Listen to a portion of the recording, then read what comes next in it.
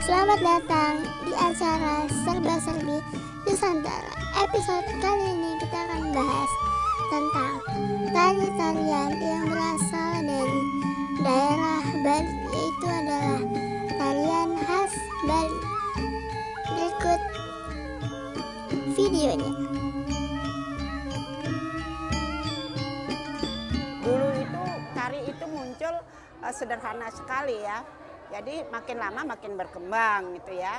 Jadi eksistensinya itu ya memang seiring dengan perkembangan ilmu dan teknologi gitu. Jadi sudah dari semenjak abad ke-20 ya, tahun 1060-an sudah mulai populer, mulai terus 67 dan seterusnya.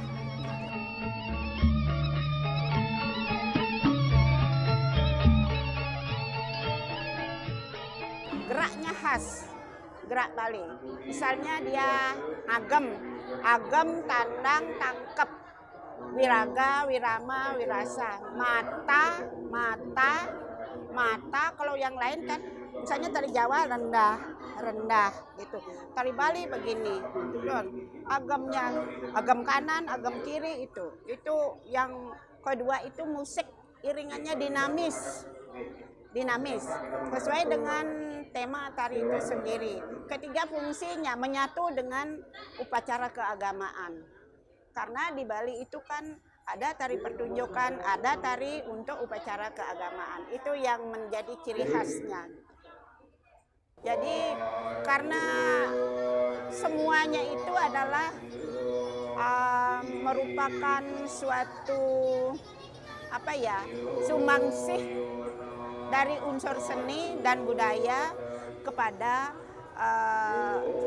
Pemda, masyarakat, terutama pemerintah untuk menghidupkan semua seni budaya yang ada. Tari Bali biasa disajikan hanya untuk acara-acara tertentu seperti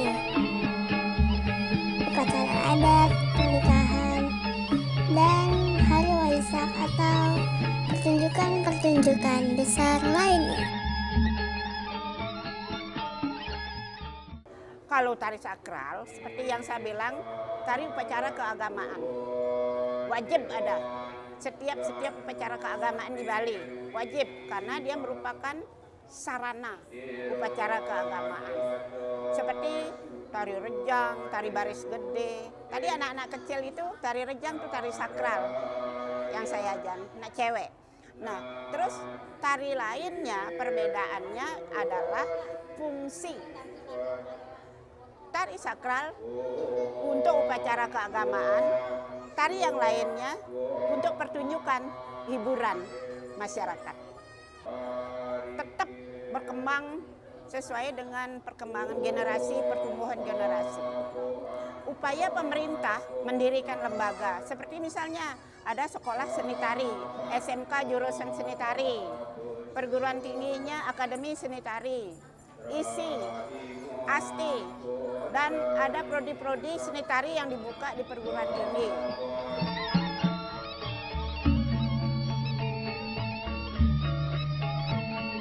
Itu kalau budaya itu nggak bisa dipaksa, Dek. Tapi secara otomatis alami dia contoh sekarang. Aktivitas pemuda-pemuda tidak lepas dari gerak dan lagu. Itu dia membuat dia asik, membuat sampai dia terlena, lupa segala-galanya, menari, dance itu kan bisa.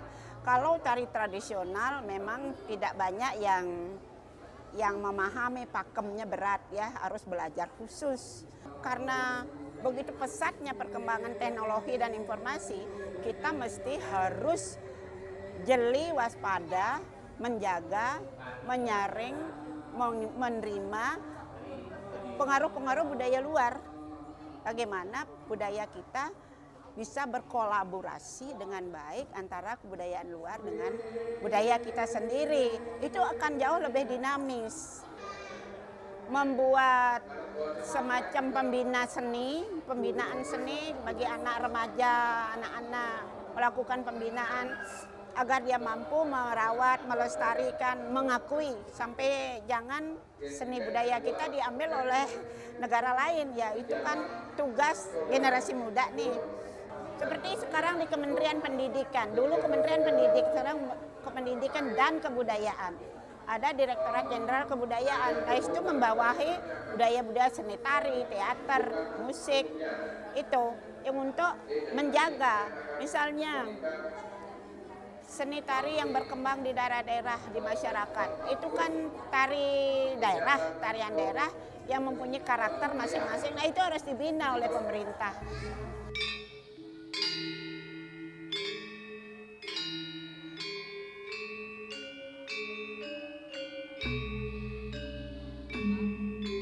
Kurikulum ada 3, pendek, panjang semirang, tenun. Habis tenun, oleg, ya, oleg, legong keraton, Wiranata, Trunajaya.